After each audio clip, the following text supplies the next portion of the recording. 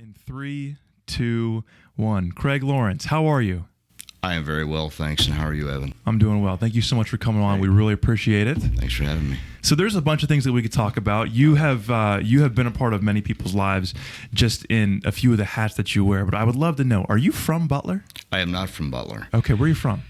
I'm originally from Valparaiso, Indiana. Born and raised in Valparaiso, Indiana. Okay, how'd you end up here? Well, I ended up here because I got transferred here. I think it was 1985. So my wife and I and my two daughters, we lived in Buffalo, New York, because I got transferred there. Nice. Because of the job that I was involved in at the time, which was retail. So I was I started out as an assistant manager for a discount chain. Cool. And when I had that job, I met a guy who took care of our record department. And I've always been into music. So I approached him and said, hey, that looks like a pretty cool job you have. Yeah. How do I get in it? So he set me up with an interview in Chicago. I went there, got the job, and got transferred around a lot. And with that job, I got moved to Butler. I worked my way up from a salesperson to a regional sales manager. And so when I moved to Butler, I covered, it's been so long. I had a sales rep up in the Syracuse area. I had someone in the Rochester, New York area, another sales rep in Buffalo, a couple here in Pittsburgh, and went all the way down into West Virginia. So that's how we came here. Wow. So you're interested in music. Do you play music? I do. What do you play? I play guitar. Cool. And I'm not an aficionado by any stretch, but me and three other guys have a little band, and we call ourselves Gray because of this, and we're all of that hair color. We don't play out. We get together on Friday nights when I'm not DJing a wedding. Yeah. But we get together on Friday nights and play stuff that we just like. And That's awesome. I'm the guy that picks, I guess, 98% of the music. Okay. If you will. Do you sing too? You have quite the voice. I do sing. I'm the singer. That's awesome, man. And the other guys harmonize. Do an awful lot of Tom Petty because that's who I like. Yeah, man, that's awesome. That's who I like a lot. Yeah, I'm sure though that's got to be a cool hobby for you, just to be able to hang out with your buddies and jam. Though, I mean, that has to be fun, right? It is. I mean, this is a Friday, and I look forward to Friday nights. Yeah, we get together at 6 o'clock. We go till about, I don't know, maybe 10:30 because by then we're tired. Yeah. And are you in someone's house, or is this a garage band by any means, or it's a basement band? Okay, that's cool. We're at my house down in my basement, which is finished. We've got kind of a I wouldn't call it a studio, but we've got a portion of my basement that is strictly our stuff with monitors and all that stuff. So we have a good time. Yeah. And I try to bring at least one song and typically 2 or 3 new songs every time we get together. For you guys to actually play? Yeah. Really? Yeah. And you can, okay, listen, I am not a musician, so that's extremely impressive to me. And you guys can just pick up a new song and for the most part make it happen? Yeah, That's we awesome. run through it 3, 4, 5 times and kind of work out the little niches. We've got a guy who does mandolin. We've got that same guy who's the most talented of all of us does mandolin. He does slide. Yeah, and he harmonizes with That's me, cool. So how do you meet people and form a band? What's that relationship like? Are these buddies just from back in the day that you're just like, hey, you play, I play, let's start playing together? That's an interesting question, and I'm glad you asked. Yeah. So one guy that plays in the band, his name is Doug. I've known ever since we moved to Butler, which was, like I said, 85, 86. My wife met him because, and his wife, because his oldest daughter was the same age as my oldest daughter, and his youngest daughter was the same age as my youngest daughter. Okay. So we became friends with them, and years went by, and they needed a singer for the band that they had. So they invited me over, and that was that. Well, we all kind of, you know how things go. You get busy with families, and kids have sports, and girls have cheerleading and what have you. That went to the wayside. Well, then I actually gave up playing guitar for a long time. And then I bought my first Taylor guitar and fell in love with that. And since then, I'm kind of getting off the subject, but I'm going to get back to your question. Do your thing. I kept buying Taylor guitars, much to the dismay of my wife. But I ended up with maybe 9 of them. And recently I've sold 3. And but I like high-end Taylor guitars. The wood is beautiful, the tone is beautiful, and all that stuff. So anyway, I bought a guitar, and I started kind of playing again by myself, and printed out music that I liked, but I got kind of bored. So I thought, I'm going to call Doug. And I called Doug, and I said, hey, you still have your bass? He said, yeah, I still have my bass. I said, you want to come over and let's give it a shot, just for fun? He said, yeah. So it was just me and him. Well, then we put a dining room table and chairs and buffet and whatever you call them up for sale on Facebook flea market. Sure. A couple comes over and looks at it. The husband of the couple sees a Taylor guitar in a stand in my living room and said, oh, you got a Taylor? I do too. I said, huh. So I said, I've got a guy that I play bass with. Why don't you come over? He did. That's the guy who plays slide and mandolin, Jim. So now we've got 3 of us, me, Doug, and Jim. And as fate would have it, through DJ Trivia, which is another thing that I do. We'll get into it. I'm pumped to talk about that. But yeah. As fate would have it, I met another guy, Rob, who plays guitar. And I worked on him for, I'll bet 6 months. Come on over, just give it a try, come on over. And finally he did. And now there's the 4 of us. So that's what we do on Friday nights. That's sweet, man. Yeah. That's so cool. And again, it seems like you just really enjoy that time. I enjoy it a lot. That's awesome. For sure. So just out of curiosity, you said, you gave a couple reasons why Taylor guitar is your thing. What is it that is different from other guitars that you play? Because so someone that is not, I don't understand that well, I would love to learn a little bit about that. Why Taylor guitar compared to whatever you were playing? I don't know if you want to name that name, but whatever you were playing. Why Taylor? Well, the Taylor guitar is the first acoustic electric guitar that I ever owned. Well, I take that back. My first one was a Yamaha, but that was a long, long time ago. So the cool thing about Taylor guitars is Andy Powers and Bob Taylor, who run the company, make a product that it doesn't matter if it's a certain model of a guitar. If it's a 714 CE and you buy it from a music store in New York or Alabama or here, it's going to sound exactly the same, which I think is good. On the other hand, there are other brands out there that if you buy it here, it may sound a little too bassy. If you buy it there, it may sound a little too tinny. Okay. So you know exactly what you're getting with a Taylor. Yeah. Number one. And number two, in my opinion, the way Taylor puts their, this sounds like a Taylor commercial, but the way they build their guitars and the woods that they use, they are a beautiful thing to look at. I know I've got a room in my home that houses my guitars, and I have them hanging on the walls, and the ones that don't fit on the wall are in stands. And whenever I walk into that room, I just get a big smile on my face because they make me feel good, and I like to look at them. Even if I didn't play guitar, that's probably a guitar that I would own. Sure. Yeah. That's awesome, man. That's so cool to know. And thanks for asking. Yeah, for sure. So you have been around music for most of your life then, I have, playing, listening. How did you get into DJing specifically? That's a really good question, too, and I'm glad you asked. So I never planned to be a DJ, Okay. ever.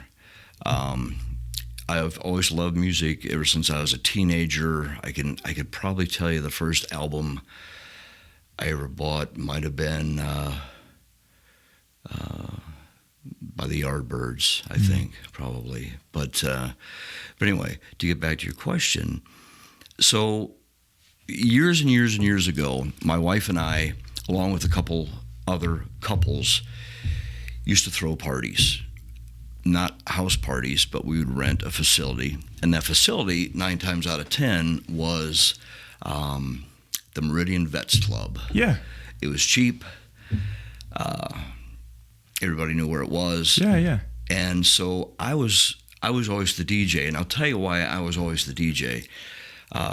Because I was the one that had all the CDs. Sure. Yeah. So I didn't have good equipment. The equipment that I used was a home CD player. Yeah. That when people danced on the wooden dance floor, would it skip a little bit? It would skip. I used equipment that belonged to our band. I didn't have my own equipment, and I just pieced stuff together, and I just provided music.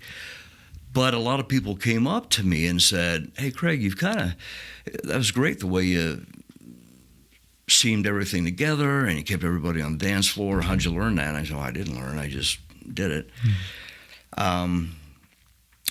So then a DJ was born. In the beginning, all I did was, I paid my dues. I remember driving up to East Brady. Okay. I'd get off work on Friday nights, drive up to East Brady, play at a little place called the All-Star Bar, start playing at 9 o'clock, 8 o'clock, something like that, and play till 1 in the morning, 1:30 in the morning, get home about 3. And I also, do you remember, you may be too young, do you remember the Locker Room? The Locker Room. The Locker Room was a local bar here in Butler. I don't think I do. Yeah, anyway, the Locker Room was a place that I played at. But, man, Jackie's, which was a place on Main Street, upstairs at the time. Now, by this time, I graduated to actually being kind of sort of a DJ. Okay. And I had real DJ equipment.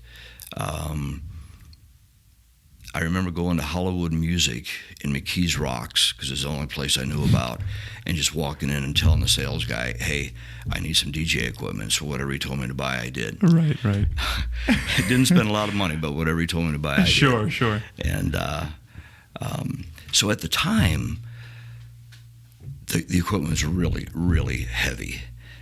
And so getting back to Jackie's was upstairs. I don't even know what Jackie's is now.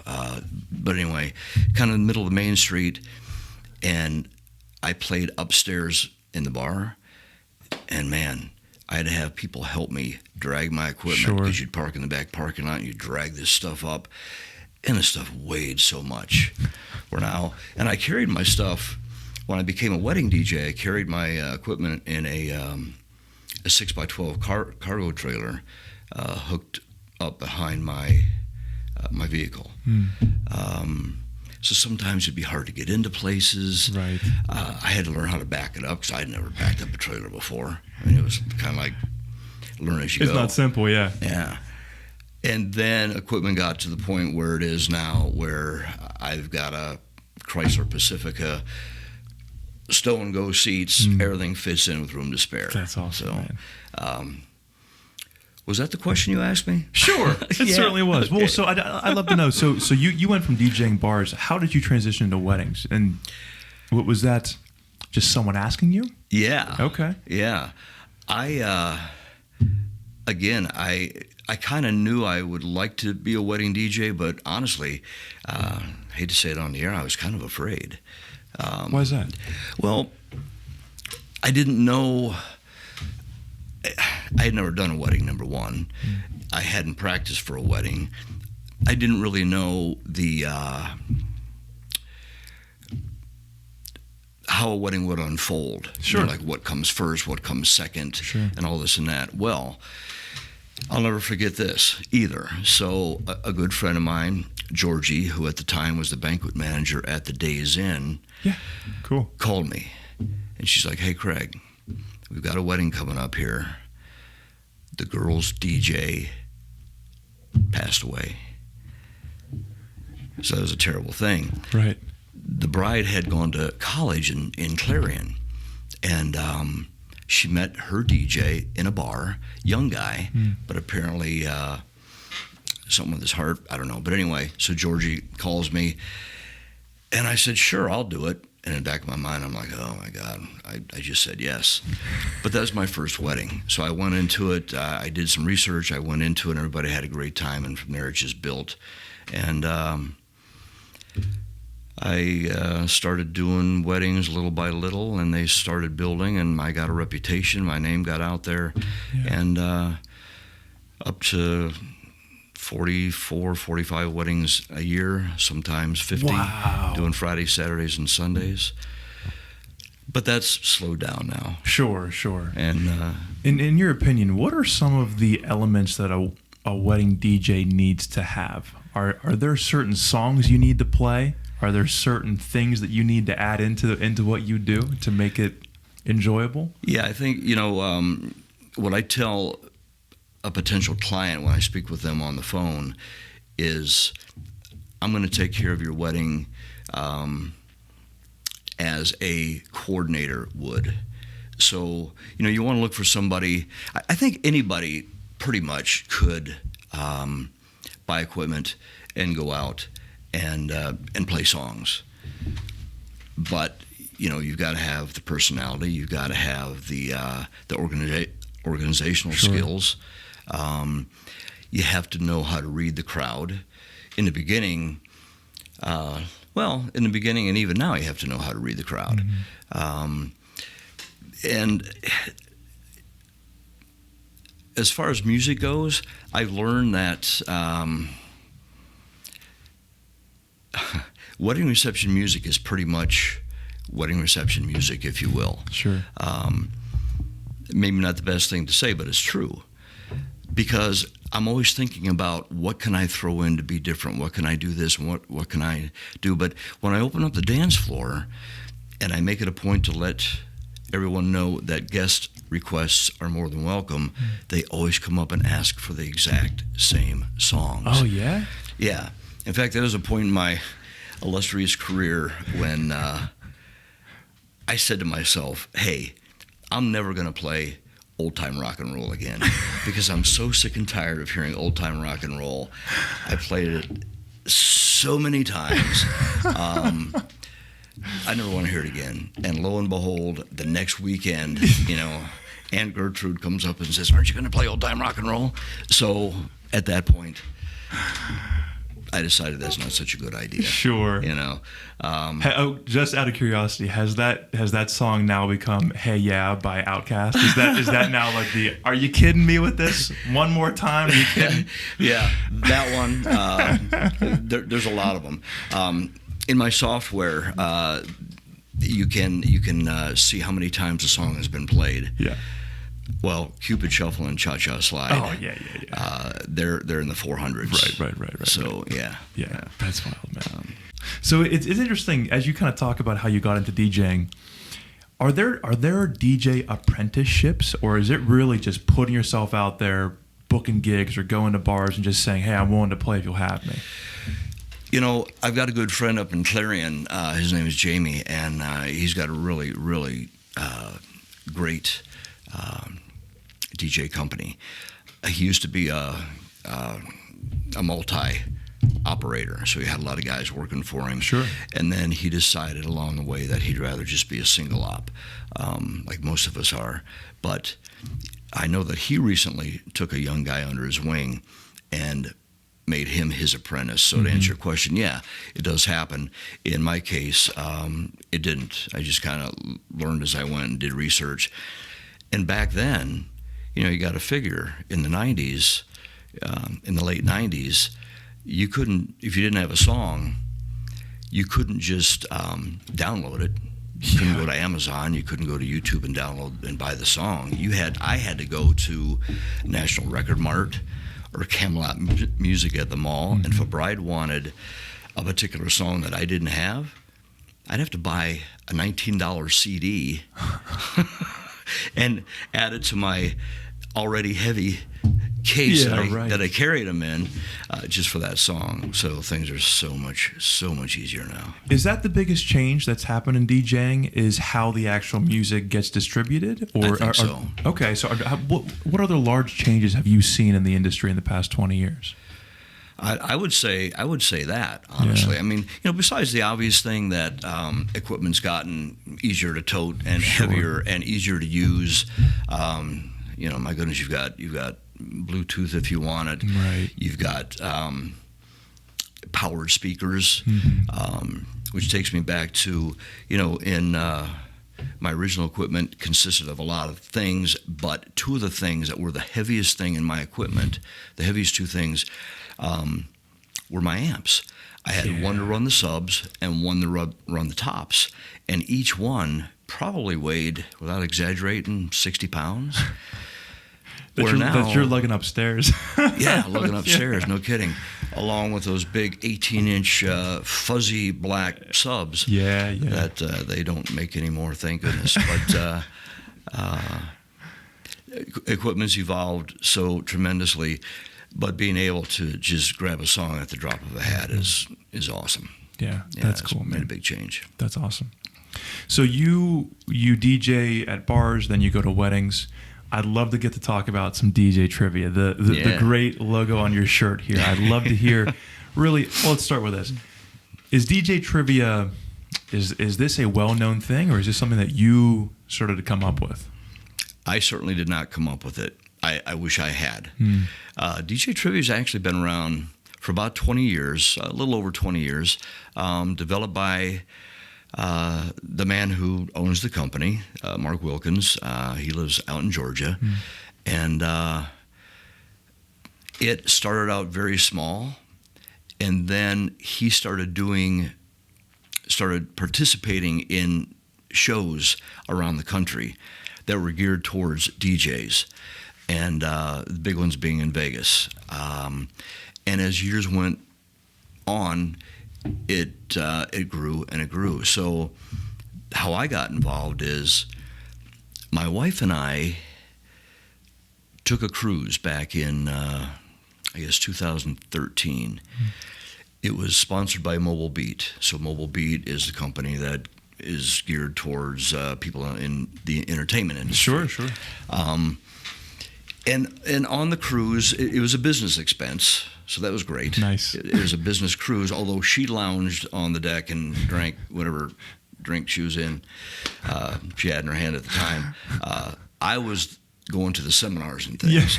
Yeah. And there were boring ones, and there were kind of sort of interesting ones. There were, how to improve your website, how to determine if one is an A, B, C, or D personality, things like that.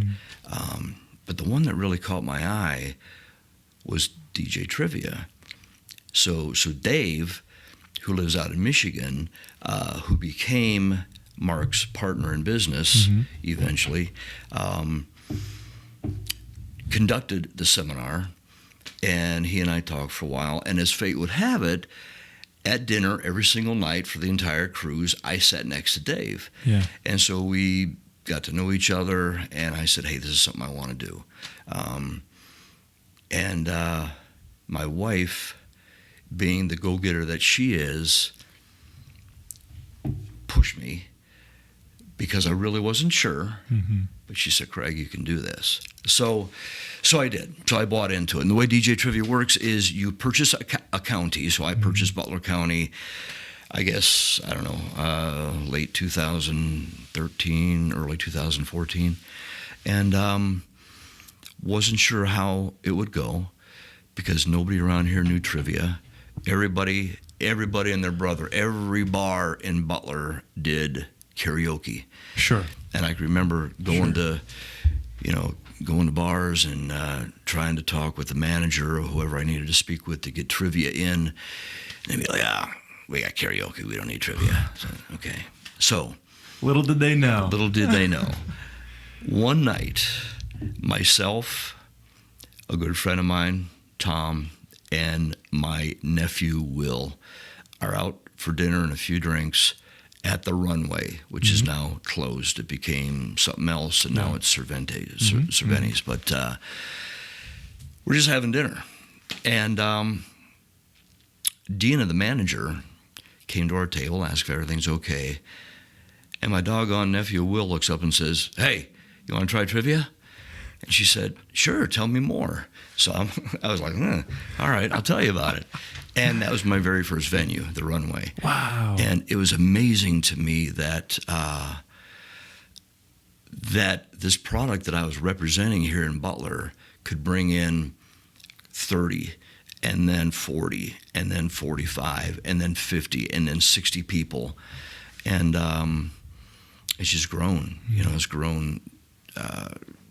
I've got to say I am proud of the fact that I'm involved with DJ Trivia. It's a great company, run by a couple great guys, and who take care of you.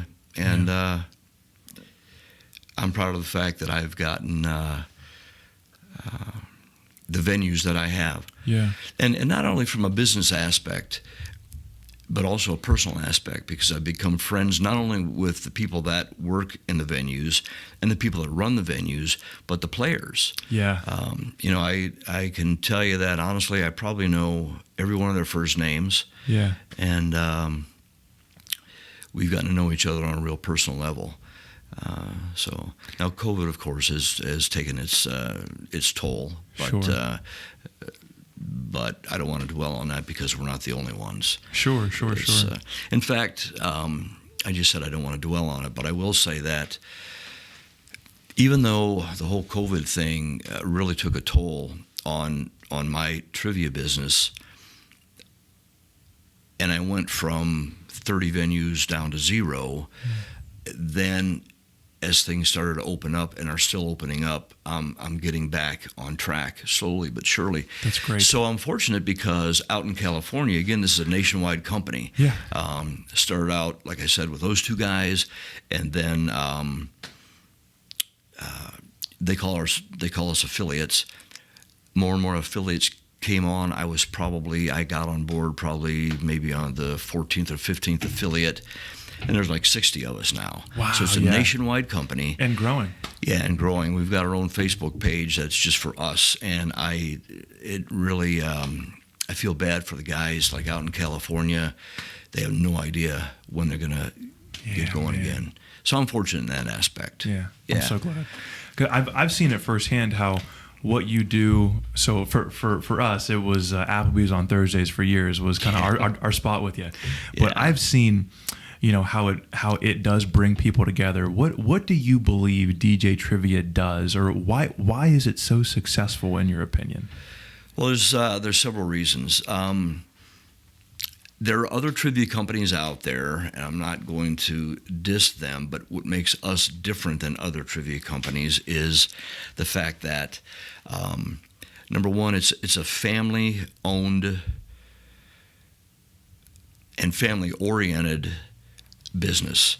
The two guys that run it are Christian guys, and they make it a point that there's nothing off-color in our presentation. In fact, on our team sign-up sheet, you come in, you sign your team name, and it says right on it, no vulgar or off-color team names. Yeah. And so if somebody thinks they're going to be cute and they do that, I have to say, look, I can't use that name. You have to think up something else. Right.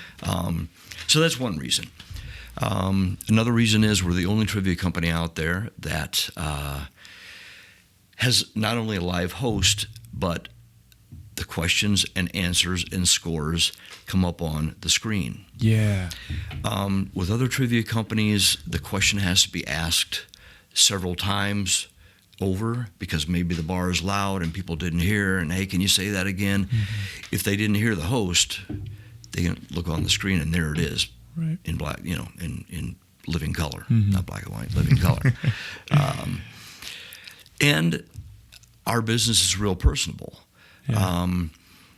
Sometimes a bar owner, when I'm making a presentation, I'll tell them how great DJ Trivia is. A bar owner will ask me a question, will always ask me this question, because when I get to the point where I show them the mechanics of it and I show them, you're familiar with the little answer slips, right, that you put your team number on. Yeah. And the teams have to bring their answer slip up. And they say, well, if you're so high tech, why do you have people write on answer slips? Why don't you use the phone or something?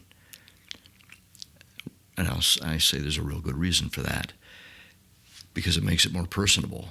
Yeah. They bring their answer slip up, and I can say, hey, how you doing? I saw on Facebook that your daughter had a baby, Right. or you got a new job, or what have you. So it's very, very personable and very one-on-one in that aspect. Yeah. And another reason, if you want me to keep going, Sure. is our trivia covers a wide variety of questions. We're not that trivia company that focuses on one subject. Because if you focus on one subject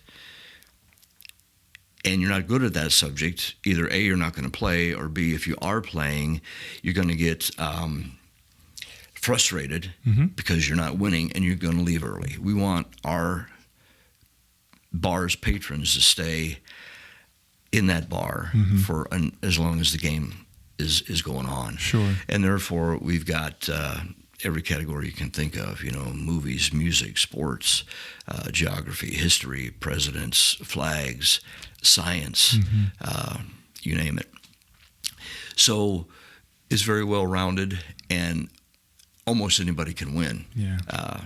And another thing is our scoring system, and I'm not sure if Mark and Dave want me to talk about that, but I will. Our scoring system is a system that was developed so that it does keep everyone in the venue that they're playing in. Sure. You don't get frustrated because that come the end of a You have a chance at the end of a round. You have a chance. Dude. Yeah, we've got the got bonus you. questions. That's good. And the bonus questions can send a team that's up here down to here. Sure. Can send a team that's down here up to here. So it's always changing. It's always changing. Which is And great. that works from a player's perspective. Like, that's what would keep us so engaged and so interested round after round, because it's like we can even at the very end, we still have a shot here. Yeah. So that's cool. All the way up to the very end. Sure. Yeah. When you sit down with the owner of a bar or a restaurant owner or manager, and you're pitching them DJ Trivia, are you able to show them, hey, here's the research into what we can bring to your business in regards to customers? Like, are you spitting out numbers to them? How do you kind of get people to agree to have you enter their building and do what it is you do? Yeah, good question. The way I approach it, I'm sure other affiliates do it other ways, but the way I found to be the best is I just kind of go into a bar with no ammunition. I just kind of go in casually, see if there's someone that has any say-so at all, and just kind of, maybe order a Coke or something and a burger, what have you, and make small talk. Find out if they do entertainment. If they do entertainment, then I'll say, kind of at the end, hey, here's my card. If you have any interest, give me a call. Yeah. Well, quite frankly, they never call you back. So then I make a follow-up call. I found some things out about them, and I will go in with some ammunition. And depending on the vibe I got from them, I might share numbers with them because DJ Trivia is in fact a business, and we all take it very seriously, although it's a lot of fun. Our back office, if you will, the admin portion of it, I can go in and print numbers out. Because as you know, when players or when teams sign in, we ask for the player count. Yeah. So if this team's got 4 and this team's got 7 and this team's got 6, all that's input. So I can print out numbers and show a prospective venue, hey, you know what, here's what I'm doing for them, I can do the same for you. Just give us a chance.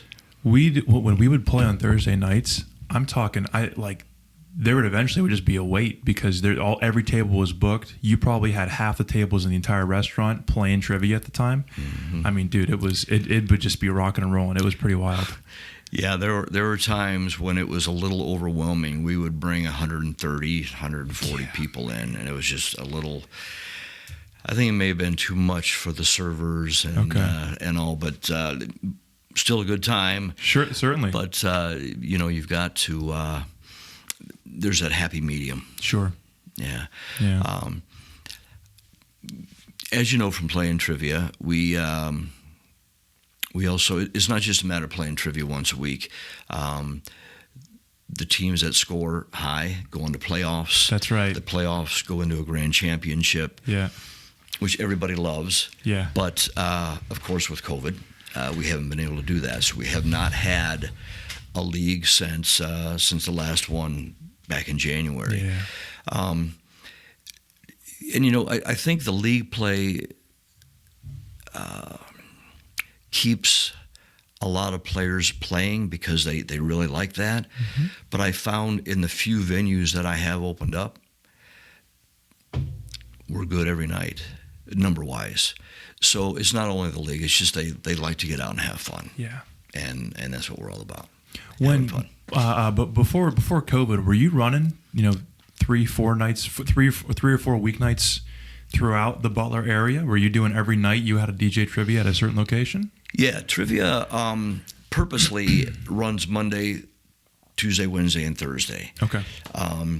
If a place wants a Friday, Saturday, or Sunday game, we can certainly do that. Mm-hmm. But the owner of the company a long time ago said, look, they don't need our help on the weekend. They already have entertainment. They already have patrons coming in. They don't need us.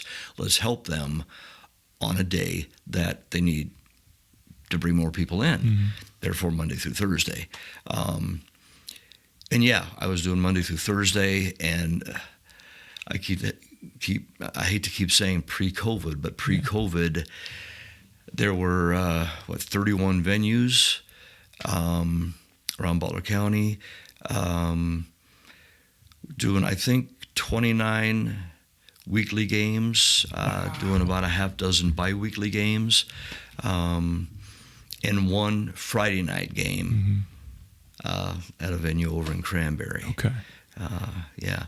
And DJ Trivia has since evolved into DJ Bingo, which is in and of itself a whole nother deal. So yeah, if you wouldn't mind, avenue. Explain that to me, because I actually just from looking up what it is you do, I've learned that a little bit. Explain that to us for a moment. Yeah. So some affiliates in other parts of the country, not myself because I didn't have any idea what bingo was all about in a bar, approached the owners, and said, look, why don't you try bingo? Well, Mark, the owner, was very adamant that he did not want anything to do with bingo. Mm. Well, then about a year went by, and there's talks behind the scenes and this and that, and he said, look, if we're going to do bingo, it's going to be the best bingo out there. And it is. So here's how our DJ Bingo works. Again, there's a live host just like trivia. Again, we use a screen just like trivia. The difference between DJ Bingo and regular bingo is we use songs instead of numbers. So there's 4 rounds in the game. 4 rounds in the game, and each round is a different genre of music. Okay. And right now, they're developing new games all the time, but right now I'd say there's probably maybe 20 games to choose from. Because you don't want the same game happening in the same venue week after week. One game may be Big Hair 80s for round 1. Round 2 might be country. Round 3 might be classic rock, and round 4 might be Motown, just for an example. Round 1, 1 row across. Round 2, 2 rows across. Round 3, you have your choice, checkerboard, T, L, picture frame. Gotcha. Round 4 is always full, cover your card. cool thing about bingo is you can either log on, use your phone. So we do allow you to use your phones for bingo, unlike trivia, where you cannot use your phone for anything. That's right, man. So you can either use a printed form that will pass out. You can come and pick it up. But we do prefer players use their phones. So here's the gist of it. The game starts. We're in round one. It's whatever category you want to say. Mm-hmm. It's Big Hair 80s. The host plays a snippet, a 40-second snippet of a song. We can choose from the beginning of the song, a random part of the song, or the hook. We can also decide if we want to show the title, the artist, and the column it's in, B-I-N-G-O. Yeah. We can show none, or we can show any of those three, which is real interesting, because if players want it to be more of a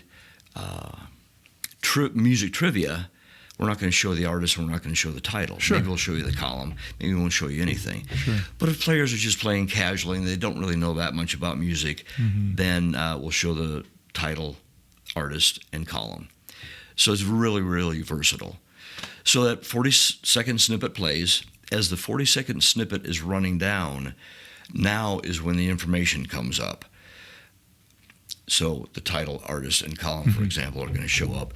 If they have it on their card or on their phone, they simply mark the square. Whoever gets one across yells, DJ Bingo, and they win that round, and they get a gift card from the venue. Cool. And same for the second round, third round, and fourth round. That's cool, man. A lot of fun for bars, a lot of fun for restaurants, a lot of fun for individuals having... I've done bingo and trivia, for that matter, for companies. You know, just kind of like team building. That's cool. Yeah, it's interesting. I mean, music has basically been a huge part of your life for years. Yeah. What does music mean to you? If that's a weird question to ask, but what is music to you? Well, music, I don't know. Boy, music's. I don't want to say it's everything, but music makes me really happy. Yeah. That might sound like a dumb question, because I know it makes a lot of people happy. But if I guess if time were reversed and I could do whatever I wanted to do, I would have been in a band that became famous, and that, not for the lifestyle, not for any of that, but just for the sheer pleasure of doing it. Yeah. You know, everybody loves music. Yeah. Just like everybody loves trivia. Right. That's awesome, man. Hey, I'd love to know, just out of curiosity, do you mind if we talk music for just a couple minutes here? What's your? Do you have a favorite band? I could probably narrow it down to 3 favorite bands. Okay. One would be the Beatles, because of course that's my age group. I can remember, what grade would I have been in? Probably 3rd grade when A Hard Day's Night came out. 3rd or 4th grade. Yeah. And I can remember, it sounds so stupid now, I shouldn't even say it, but I can remember trying to imitate the accent. Sure. And going to school the next day and trying to impress the girls with that and saying a couple lines from the movie. I'm sure you weren't the only one, dude. Yeah, probably not. But I thought it was so cool. So yeah, grew up with them. Yeah. Always loved them. George Harrison being hands down my favorite. Not in later years, but from day one. Yeah, you know, the girls loved McCartney. Right. The girls loved Lennon. Yeah. Some felt sorry for Ringo because he had a big nose. I was going to say Ringo. But George to me was just like the coolest one. Yeah. And he remained that way. In my opinion, he remained that way until his death. I mean, George really had it going on spiritually, intelligently. He was a super, super smart guy and just didn't get the credit. And a great guitar player. Sure. Oh, my goodness. And sitar, and he just ukulele. Yeah. So Beatles. Steely Dan. Okay. Love Steely Dan. In fact, when I put playlists together, you'd be hard pressed not to hear a Beatles or Steely Dan song. Sweet. And last but certainly not least, who I listen to constantly on Sirius Radio in my van, and my wife gets really, really sick of it, is Tom Petty. Yeah. Tom Petty is, man, his songs are so simple. We do a lot of Petty in our band. Mm-hmm. His songs, you know, if you listen to them, I don't know what anybody else thinks, but I never thought they'd be simple until I started looking into it. His songs consist of 4 or 5 chords, and you can play almost any Tom Petty song. Huh. But the lyrics to me are just, they're all heartfelt, and most of his lyrics are life experiences. Yeah, man. Which they is mean probably something. the same with a lot of writers, but Petty's, Yeah. I was sad. I was sad when he passed away. Man, Really sad, I'm yeah. sure. So, yeah, those 3. Do you remember whenever the Beatles broke up? Do you remember that time? Was that as being such a big Beatles fan? Was that weird? Was that sad? It was sad. Yeah. Yeah, it was sad for me. Sure. I remember going to the record stores and, buying Paul's first solo album. Yeah. What'd you think? McCartney. I loved it. Yeah. I loved it, yeah. And When All Things Must Pass, Yeah. the 3-album set from Harrison came out. That was a milestone. Nobody had ever done that. And Harrison also did, of course, the concert for Bangladesh, Mm-hmm. which that was unheard of. Totally unheard of. He's the Right. first one that ever did that. Right. So they made the way for, in my opinion, for a lot of others. Yeah. Did Yeah. you get into rock in the 80s? Was that kind of your scene or? 80s music? Yeah. Not so much. Really? Okay. No. Okay. Like the big hair stuff, I never really. It's okay, but I never Yeah. ran out and bought any of those albums. Right. I was more in the 80s, I guess I was more a Haircut 100 guy, which they're very esoteric. And right now, frankly, I can't even remember the name of the one hit song they had. But yeah, Haircut 100, Level 42. Do you have any artists, any current artists today that you're into or that you kind of you like their vibe? Anyone in particular? Yeah, I really, really like Band of Horses. Okay. Yeah, I've seen them a couple times. Oh yeah. Yeah, we do a couple of their songs. Sweet. Yeah, 3 or 4 of them. Yeah, that's awesome, man. I like Band of Horses, like I said, Iron and Wine. That kind of stuff. Sure, I got you. Yeah, That's awesome, man. Well, dude, listen, this has been a great conversation. it has been. It was I appreciate fun. you having me here. I had a lot of fun. I appreciate too just your desire, I think, to bring people together, and what you do is a great thing, and I think it's awesome for our town and for this county. And there are, dude, it seems like half my friend group or half the people I run into say that they've either done or want to get back into doing DJ trivia. So just from the county's perspective, thank you for what it is you do, man. It definitely helps build community, in my opinion. So it's awesome. Thanks for saying that. I appreciate it a lot, and Certainly. it's my pleasure. And like I said, it's a privilege to represent DJ Trivia. We're looking forward to getting it full blown again. Yeah, that's soon. awesome, man. So hey, where can people find you? Facebook page, website? Yeah, thanks for asking. DJ Trivia Butler County Facebook page, DJ Bingo Butler County Facebook page, DJ Trivia Butler County Instagram, all the above. Awesome. All right. Craig, thanks so much for coming on, man. Thanks for having me. Certainly.